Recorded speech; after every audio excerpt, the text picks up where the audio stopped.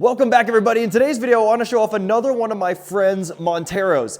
Now, this is a guy that I met when I was down in Arizona. I met him for the very first time, and his name is Kevin, and he is not really on social media, so chances are good you haven't seen this one before. Few details about this before we get into the interview. This is a solid axle swapped Montero. So I'm going to say SASed. That stands for SASed, so it's solid axle swapped. He's going to say SAS. What we're talking about there is that solid axle that's going to be in the front. Him and his buddy Adam, who also goes by Toasty, have done a ton of work in kind of pushing the limits of this generation of Montero, specifically the Gen 2 or the Gen 2.5.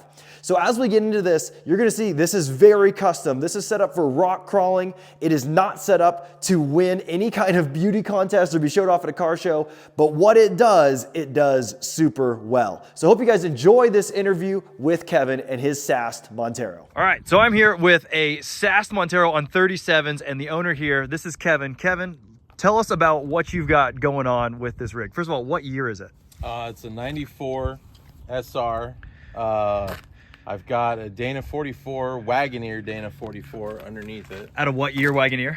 1980, I believe. Okay. Is what it came out of. Truss kit is a Next Venture truss kit. It's got metal cloak, TJ Jeep arms underneath it. I was gonna say, those look like TJ arms. That makes sense. Yes. So it's got the TJ arms on it. The drive flange for the Dana 44 is a WFO on the pinion flange, I should say. That is mated to a Tom Woods front drive shaft. Nice. Got the King coilovers on the front. These are just the 2.0 remote res King coilovers. The anti-rock off-road sway bar. Yep. The steering box is out of a 79 Ford F-150. And you had to do, all this is custom fab right here for this to bolt up, yeah, right? Okay. So Toasty had actually made these plates. He had these plates all laser cut. They're welded, they're bolted in some locations, but they bolt to existing spots in the frame. bosses. Yeah, it looks really sturdy. Yeah. I mean, it almost looks factory if it didn't stick out quite so far. Right. And then this is all custom made up here in the front. This isn't a kit out of anything. So this is essentially a crossover steering. Mm-hmm. So we've got crossover steering with the reed knuckles. The joints themselves, the tie rod ends, those are actually from a company called EMF. EMF makes a pretty solid Heim joint. This is actually this steering setup that we bought. I don't think they even actually sell this steering setup anymore. If I remember right, that was kind of like they made a run of them for a few months and then they stopped making them. Yeah. So, but it's all pretty much EMF joints all over. So EMF joints with the aluminum steering rods. And then rod. you have a Fox steering damper in there too. Yep, Fox steering stabilizer under there. Nice. The brakes are actually Willwood. Oh yeah, I didn't even think about brakes on brakes. this. Oh, those are way beefier than what I've got going on. Yeah. Yeah, and then the mother of them all is the the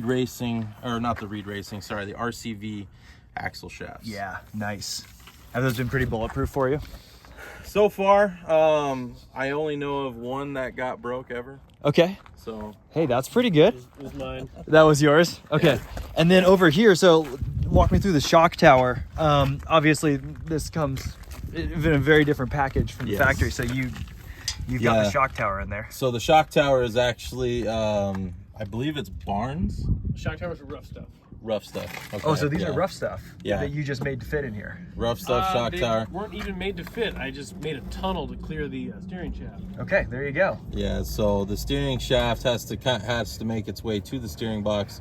So this has all been cut and re-welded, new retubed basically to be able to clear the actual steering shaft in there. What front locker do you have in here? All right, so the front locker in here is an ARB. It's an ARB air locker. Obviously, you can see the ARB diff cover. The actual ring and pinion in this is a 488 ring and pinion. Okay. To go along with the 490 Mitsu In the back. 9.5 in the back. Okay, yeah, Yes, sweet. That's a so- nice ratio. Yeah. So we've got that going on. And let's talk about lifts too. So you've obviously got coilovers in the front. That's a whole different thing. Yep. But you've also got a body lift. Yeah, so the body lift is a 3-inch body lift. It's a 4-crawler body lift that I put in pre SAS. So when I was running just the normal IFS gear, I was running a 3-inch body lift, and that was mostly again for clearance reasons. I wanted to make sure that the bumper could be up high and tight. The rock sliders makes could be sense. up high, so that way I just get that little extra ground clearance going over. So you did this before you did the SAS. Correct. Okay. Yeah. Yeah, and this is just you just hacked everything off the frame. Yeah, and so, then went up. Yep, the frame, That's the serious. frame horns were chopped. This was obviously covered and plated. Yeah. Toasty actually rebuilt the frame horns up high, so that way we could run a lower profile bumper and get it up there in the air, so that way we could clear, you know, anything as you're coming down off of rocks or anything like that. You kind of dig into some. Yeah, your approach angle is spots. Yeah. You're pretty much right there. Yep. There's not a whole lot in front of it. Yep. Okay, sweet. And then what do you have for a winch? Winch is a Smitty built, so this one's supposed to have like the external braking system, so that way it doesn't allow the drum to get as hot on the cable itself. It's supposed to be waterproof, whatever that means and whatever that's worth. So I'm not sure how. Gotcha. How Hey, you have great sensitive that access is. to it right here with how low it sits in Correct. between the frame, but then the bumper's up high. Yep. And I got rid of the cable. I'm running a synthetic. factor 55 pin shackle mount, so Nice. that way we can mount it up a little bit safer, and we don't have a. How'd you do this? So this is the Gen 2.5 headlight with a it's the projector retrofit. Okay. Basically, I think it's a 2.5-inch projector retrofit, I think is the size of it. I'm actually running these with a HID headlight inside of it. It goes from an H4 to an H1 bulb. Right. There's actually you can basically buy the wiring kit to make sure that you have the high beams and the low beam. It controls the shutters and the actual projector. So that's all mounted up pretty easily through just stuff you buy on Amazon. And is this the 2.5 housing or is this the JDM? This is actually just the JDM one. Okay, so yeah. it's meant for the actual body style that mine is. For That the makes actual sense. Gen 2. Yeah. It's not meant for the later Gen 2.5s. So it's just got the smoked glass on Yeah, it versus looks pretty the, slick. the clear and the amber color. We didn't talk about wheels and tires. So these are 37s. Yep, 37, 12 and a half, 17s. That's a good it's size. Geolander. When I very first did this upgrade, it was mostly because I had the SAS. Originally, I was running 35s with the IFS setup, but once I did the SAS, the 37s just made a lot more sense, so I upgraded that. Then I also had to upgrade the wheels. And because the wheels, the back spacing on the wheels or the offset is not very far, I think I'm running like a -12 offset. I actually have to run a 1.5-inch spacer. Okay, you do have a behind spacer that. in there. Yes, there I is was gonna say spacer there's back quite a there. bit of room between the brakes and that. Yep. But you haven't had any issues with it? No. Yeah, No. I haven't either. As of right now, we're good. It's a single piece, Yeah. spacer. It's not a And you're doing that dual in the piece. front and the rear? Yeah, so Okay. I also did it to the rear so that way it kind of matches. But I think the rear, if I'm not mistaken, I'm actually running a 1.25-inch spacer. Okay, a little different. Yeah. So Gotcha. that way I've got the. I can't remember exactly on That's the all right. spacer part, the size. I don't know either. But, I don't know the I'm stuff running- like I am that. running 2 different sizes if I do recall Yeah, correctly. I think I have a 1-inch spacer on mine, but I honestly don't. I'd have to take it off at this point to remember. So, and then the sliders, anything with those? Trail, yep. So those are the trail gear sliders. Okay. Um, Same as this one?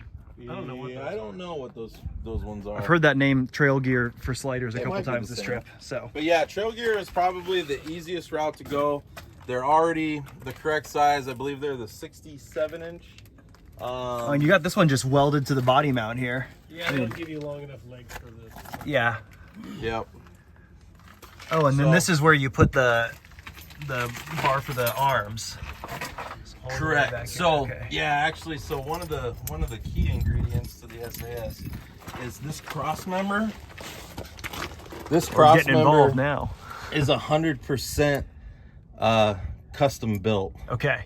So this isn't just something you go and you can buy anywhere. Yeah. We actually had to take a 2x3 steel bar and cut it, notch it to be able to weld in the mounts for the lower control arms, and then also these, so that way if you ever have to back up and you're not getting stuck on the cross member, since that's smart. it hangs down a little bit lower. But it's pretty solid. The transmission mount obviously then had to change as well. The transmission mount. Well, you use the stock bushings, I can see. No, so those are actually different? completely different. Those are actually Mitsubishi Mirage motor mounts. Oh, wow, that's awesome. So the Mitsubishi Mirage motor mounts are how that's bolted in. On top of that, you've got the Rubicon transfer case. So this is you have a different transfer case. Yeah, so this is a Jeep Rubicon transfer case out of a 2009, I believe. Okay. This one came out of a 2009. The yoke on this is just a 1310 yoke. So it's got a different output flange on it, or yoke I should say. And then the back here is a billet steel flat flange. And we're still running. Involved. Yeah, we're still running 1310. This 1310 U-joints. The drive shaft itself, again, the rear is also a Tom Woods. Okay. So, gotcha. I totally forgot about this, even though you've told me several times about this transfer case. So that's the key. And that bolts right up to the back of the automatic transmission. Yeah, so the transmission itself is the stock transmission, but we're running a 99 Jeep Cherokee tail housing that's bolted to the back of that transmission itself. So the tail housing, so if you take the Montero transfer case, the Super Select transfer case off, you also have to take off the tail housing. You actually have to change the pulse ring on the inside of that. I don't know that the pulse ring really matters for me, because I'm not for the speedometer, you mean? Yeah, because I'm not really running the way the factory speedometer should normally work is not the way I run it. Okay. I'm running a decoded digital interface with a GPS speedometer. Gotcha. Okay, so you're kind of completely deleted that. Yeah. It's not really relevant. Yeah, so but when you do the tail housing, I guess just for good peace of mind, you actually have to machine the pulse ring from the Jeep as well to fit in there with a different snap ring, and then you can put the 99 Jeep Cherokee tail housing, and then from there you can pretty much bolt in any NP231, an NP241. You can bolt, I think, really any new process case. Wow. Okay, that gives you a lot of options then. It does give you a lot. And you went with the Rubicon one because of the 4-to-1. Yes. Okay, that makes sense. So you've got 4.9 gears in the diffs, and you've got 4-to-1 at the transfer case. Correct. Solid. Yeah. And you're running 37s reliably. Yes. Wow. Love it. No problem. No problems. All right, let's talk about the rear here. So the rear is surprisingly stock in the sense that the geometry is pretty much the same. Geometry is the same.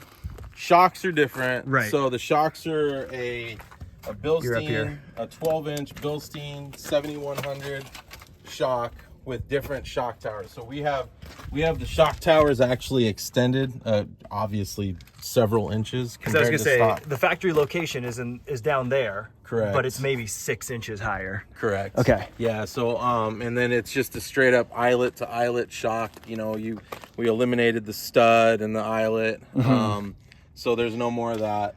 So we're running the Bilstein 7100s, and I believe these are the hardest setting shocks. I didn't have these specifically tuned for the truck.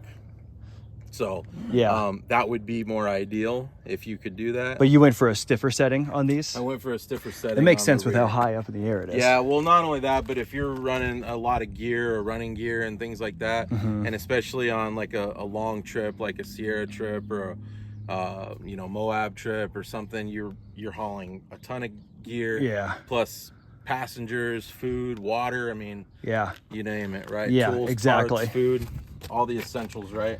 And then you've got a pretty interesting thing going on here with this bump stop. So Toasty, Yeah. which I approved as well, Totally. is I had these hydro bumps because I had originally bought these because we were doing the hydro bumps in the front when we did the SAS. Okay. The problem with the hydro bumps is they're almost too long for how low I want to keep that setup Gotcha. going. Okay. So I already had the hydro bumps. So the whole reason I put the hydro bumps in the rear was because I constantly bottomed out really hard in the back. And the last Sierra trip I did, again, we're talking about all the parts, the tools, the passengers, the food, the water, all the gear for camping and all that. It's just too much for the truck to sit there and just keep bouncing on hard bump stops. So we actually notched the frame, put the bump stops in place, and to be honest with you, just recently hearing, I guess it was, not very taken very lightly by the internet. Yeah. It's actually been great, and it runs fantastic. Yeah, you haven't had any issues with it. Yeah. Nothing sketchy. Yeah, nothing weird.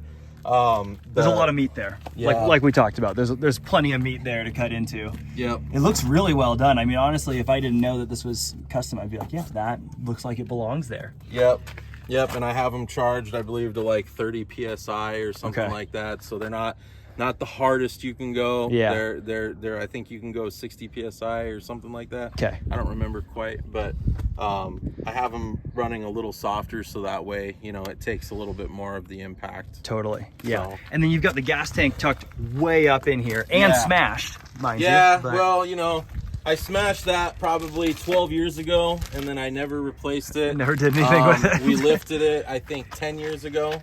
Yeah, so how did you lift this one? I'm familiar with how I lifted mine, but this looks maybe a little different. So we actually took all the mounts for the fuel tank, and we cut them, shortened them, Okay. and re-welded them back in place. Just up a bunch. Yeah, above. Yeah, above. Oh, Yeah. okay, yeah. Actually, the one area, I think on the front is above. I think the one on the back, the back is above.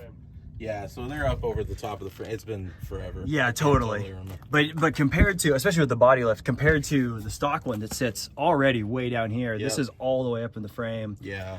I mean, it's pretty well protected. Yeah, for so what we it is. actually raised this tank when I still was running a 2-inch body lift. Okay. So we probably could have even tucked it in even another higher. inch.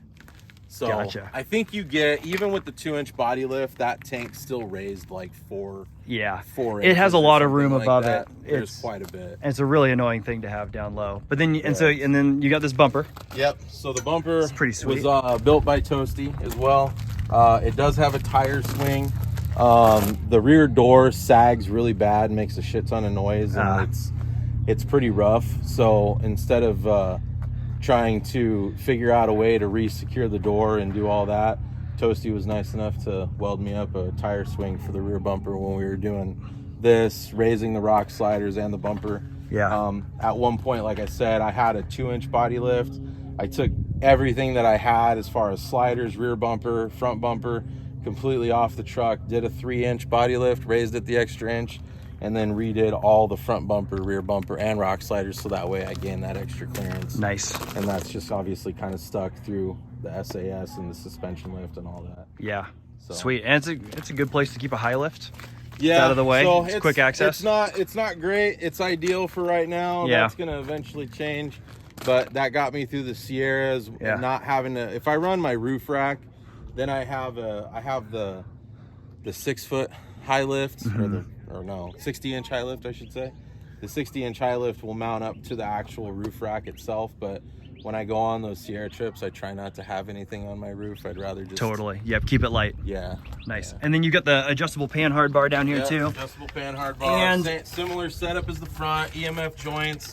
And this has been aluminum flipped. rod, that's been flipped, so that's been raised up on the axle side. Gotcha. So that way the actual panhard rod is level, like stock, even though I have so much lift. Yeah. And that way it tracks a little bit better. It's not shifting the axle. And then these are... Those are the levels. Okay. And I got those from Luso Overland. the HD ones? Yep. Okay. Yep. And they give I you am quite a running bit of the lift. heavy duty ones. Yeah, I mean, that makes sense. That's, I think, what I would go to if I ever switched from the old man EMU ones. So, Yeah. because those ones have been good for me. Yep. And then one other unique thing about this setup is I'm actually running the 2000 Gen 2.5 rear axle, the non-locking axle, but I swapped an ARB into the back of this. So Okay. I'm running the dual ARBs instead of having The factory locker. Okay, what was the reasoning for that? Because every rear locker for these, so you can still buy, well, as of 5 years ago, you could still buy a diaphragm for a 2.5 axle, but for my year, for a 94, the diaphragm was no longer available. Gotcha. So when I was redoing all the gearing and everything for this originally, when it was still IFS, I had the 529s in it. At that time, I made sure I used a good diaphragm and everything was all good. But the problem is every axle you get now is just about, the diaphragms are shot. Yeah. Right. So you want to make sure that if you're going to do all this work, spend a couple $100, put a good diaphragm in, so that way you know it's going to engage and lock it all the time. Because the last thing you want to do is be out there in a situation you need it and it doesn't work. It doesn't work. So instead of trying to go out and buy and try to make a locker work for a factory axle that eventually is probably going to discontinue those parts, Sure. I decided that, I'm just going to spend the money, do it, put the ARB in, and it's just a done deal. If you switch to a later locker for an earlier Gen 2, you have to replace the pressure plate, you have to replace the diaphragm, and there's one other key ingredient to that you've got to swap out. But even at that, the diaphragms at this point for the 2.5s, you're Pretty hard to find. probably going to be pretty hard to find, so or getting harder to find. This was kind of a future-proofing move. Correct. Yeah, Yeah, get out of the this is way. done. Parts Yeah. for days. Yeah, so and the other part of it too is I can't go from the factory locker to an ARB that easy because one axle shaft on one side is shorter. And so you can't just swap an ARB into a already factory locking axle. Gotcha. Okay. So when I found the Endeavor axle, I jumped on it, bought it, and when I built the Dana 44, I built this at the same time. Gotcha. Man, So you're deep in it at that point. Yeah. It has been a lot of mixing and matching. yeah, it's been a long time, man. So Yeah, when did you first buy this? so I got this truck, actually bought it from Toasty back in 2012, I believe. Okay. 2012, I think, somewhere in there. Yeah, because 13 we did the Sierras in it. Yeah, and Nice. then 2013, a year later, we took it on the Sierras and broke it in. Yeah. So, You just wheeled been it on the building it ever Sierras since? and then slowly just building it. Yeah, and you build, and all of a sudden you're like, screw that, I'm gonna do something completely different. I mean, I've probably,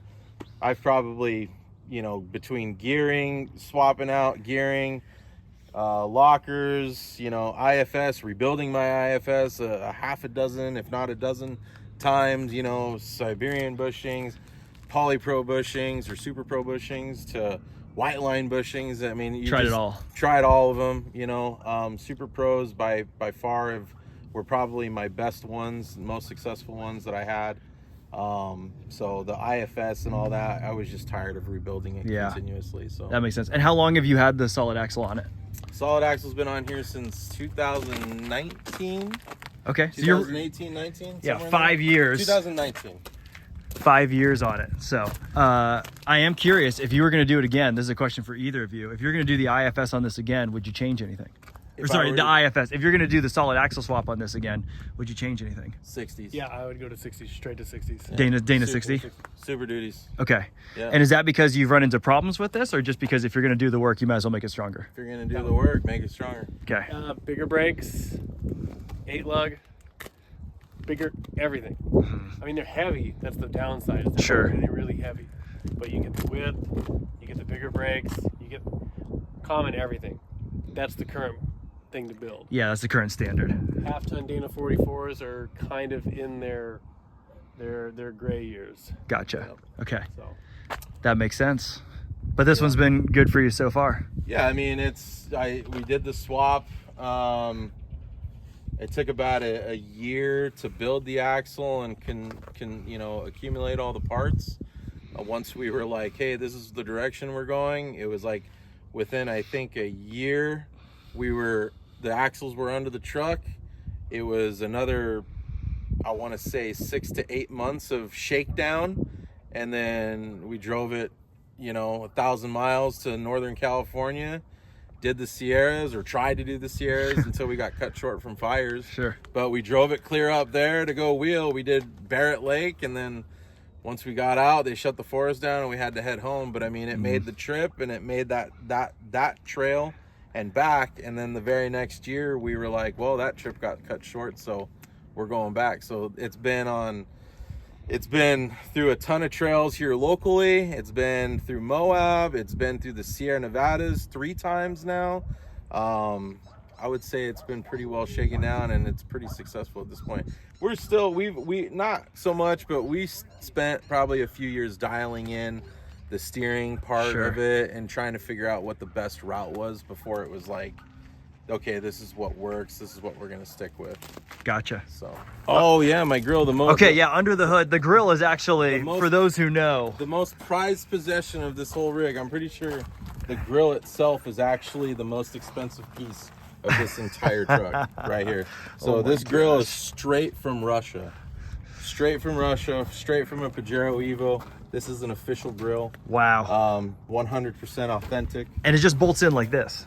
Just Yeah, mostly bolts in.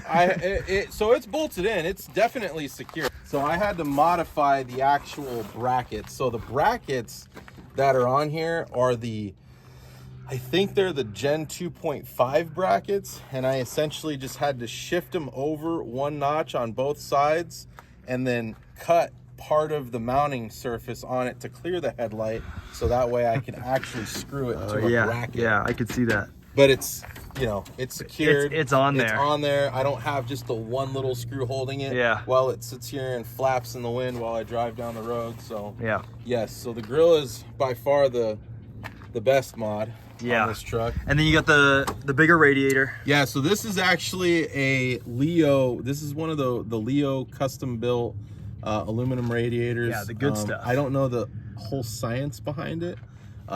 But this is supposed to be the baddest of the bad of radiators when it comes to Monteros. And it works pretty well for you? So far, so good. I've had really good luck with it. It's actually, I did not hard mount it. I actually have studs coming through the core support, and it's just, I believe I used nylock nuts with a grommet essentially in place, so that way the radiator kind of floats there, because it's aluminum. Obviously, you don't want to flex out. And since I do have a lot of flex in this thing, it would twist and probably on a crack. 3-inch body lift, that's going to move around quite a bit. Yeah. And other than that, it looks like motor stock. Motor is 100% stock. I've obviously replaced all the hoses with silicone hoses for the most part. Yep. I've got a couple things here and there that I've done under the hood as far as like battery goes. This is a Batteries Plus X2 power. Don't judge all my wiring. I know that's gonna be no judgment. I know that's gonna be a judgment. So well, hey, at least you got fuse boxes and everything. The wires are run pretty well. Mine's a little bit of a so mess, I've got a thicker 4-gauge cable going directly from my alternator to my battery. Big 3 upgrade. And I had that originally done due to and it's fused, and I had that originally done because I had a Leo alternator. The Leo alternator was not as successful as the Leo as the radiator. Okay. So good I to did know. have that fail on the Sierras. That was actually the second one that failed on the Sierras. Okay. But this is the Batteries Plus X2 AGM. It looks like about as big as you can get in this spot. It's a Group 27. So Huge. I've had a lot of success with this. But this truck sits a decent amount, so I do Sure. have a trickle charger Nice. that I can just, when I pull it into the garage or driveway or wherever, and if it's just half the time I don't know when I'm gonna start it again because it's on a whim. I try to make sure I start it every couple weeks, but most of the time it just it sits, so I have Sits it on the trickle charger. Yeah. And then I saw the ARB dual compressor over there. Yeah, so the ARB dual compressor, this is set up back here. That one's set up with the manifold, so that way I can run both my front and rear air lockers off of it. I've got a third solenoid there because the third solenoid actually controls whether or not I fill my 2.5 gallon Viair tank in the back. I saw that back here. Yeah. Okay, so you've got this tank. What's the point of the tank? The tank is for more air capacity. So if I'm out and I'm on the trail and for whatever reason I needed an air tool or somebody needed to run an air tool, they can run an air tool off of it. I'm actually running 1/2-inch DOT commercial grade airline Nice. for it. So that way it's hopefully a little, more durable. Yeah. All the lockers have steel braided airlines ran to them. Nothing is the plastic hose anymore. It's all steel braided lines. Nice. And the last thing I noticed here, your snorkel. Yes. What brand is the snorkel? eBay special. eBay special. And eBay special. So but it looks like it fits really well. Yeah, no, it's not too bad. So this is like one of the early Chinese eBay snorkels that came out. I want to say they were actually the Pajero brand snorkel. No way. Yeah, I don't know. It's not specifically a Mitsubishi Pajero brand snorkel, Sure. but they were labeled as Pajero snorkels. I'm assuming that was the name of them. Funny. So, but yeah, that's about it, man. Sweet. Well, it's an awesome build. It's so fun to see one of these on 37s and know that you've taken it everywhere. And it honestly has me quite inspired. So now I got to go home and figure out how to fit them. Yeah, man, it's just a weekend job right now. It'll be easy. Yeah, it'll be easy. It'll be easy.